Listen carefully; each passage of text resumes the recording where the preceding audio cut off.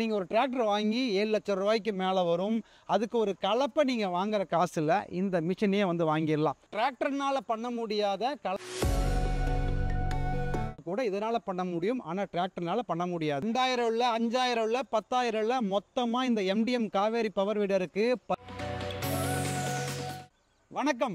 MTM ஹிஸ்ட்ரியில் எவ்வளவோ launching வீடியோவை பார்த்துருக்கேங்க. ஆனால் எம்டிஎம் ஹிஸ்ட்ரியிலேயே ஃபஸ்ட் டைமாக ஒரு புதுசாக சக்ஸஸ் ட்ரீட் வீடியோ வந்து நம்ம பார்க்க போகிறாங்க. சார் ட்ரீட்டுன்னு சொல்கிறீங்க, நாங்கள் மொத்தமாக சேர்த்து நாங்கள் 4 பேர் தான் இருக்கோம். உங்களுக்கு இல்லைங்க ட்ரீட்டு. நம்ம 2 வருஷத்துக்கு முன்னாடி எம்டிஎம் காவேரி பவர் வீடரை வந்து லான்ச் பண்ணோங்க. அப்போ வந்து இது டிராக்டருக்கு, மினி டிராக்டருக்கு, டில்லருக்கு ரீப்ளேஸ்மெண்ட்டாக இருக்கும் அப்படின்னு நம்ம சொன்னதை நம்பி 15,000 பேர் இதை வாங்கி சக்ஸஸ்ஃபுல்லாக யூஸ் பண்ணிட்டு இருக்காங்க.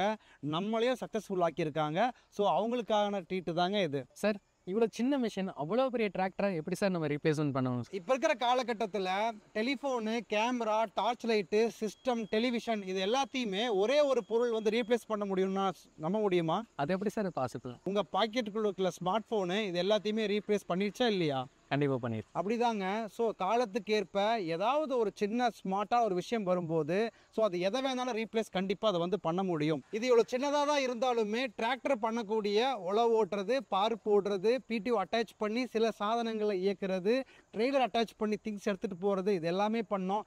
அவ்வளோ ஏங்க, டிராக்டர்னால பண்ண முடியாத களை எடுக்கிறதோ, தென்னை மரத்துக்கு வட்டப்பாத்தி போடுறதோ கூட இதனால் பண்ண முடியும். ஆனால் டிராக்டர்னால பண்ண முடியாது. சார் இப்போ விவசாயிகளுக்கு வந்து பார்த்தீங்க அப்படின்னா இருக்கிற பெரிய ப்ராப்ளமே வந்து பார்த்தீங்க அப்படின்னா ஒரு சின்ன லாபம்ங்கிறது தான். இந்த மிஷினை வச்சு வந்து பார்த்தீங்க அப்படின்னா அவங்களால எப்படி லாபமாக சம்பாதிக்க முடியும்? எந்த ஒரு ப்ராடக்டாக இருந்தாலுமே அதை வாங்கினதுக்கப்புறம் நமக்கு எந்த அளவு காசு அதை சேமித்து கொடுக்குறது அப்படின்றது தான் அந்த ப்ராடக்டோட சக்ஸஸ்ஸு.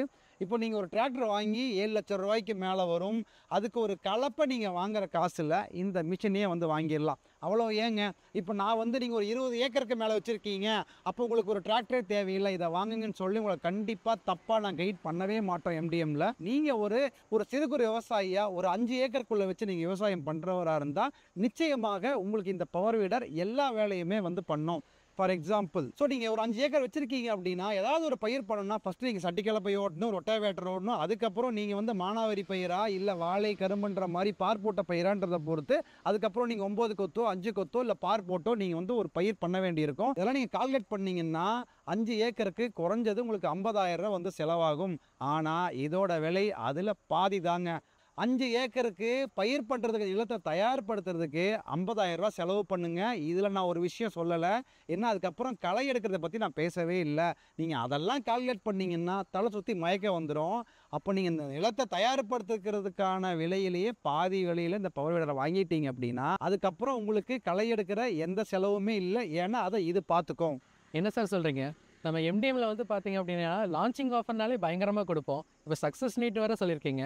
எப்படிங்க சார்? ஒரு 2,000 கொடுப்போமா சார்? அதுக்கும் மேலே. ஒரு 4,000 சார்? அதுக்கும் மேலே. சார் ஒரு 6,000 சார்? 2,000 இல்லை, 5,000 இல்லை, 10,000 இல்லை, மொத்தமாக இந்த எம்டிஎம் காவேரி பவர் வீடருக்கு 15,000 ரூபா நிறுவன மானியம் வந்து கொடுக்குறோங்க.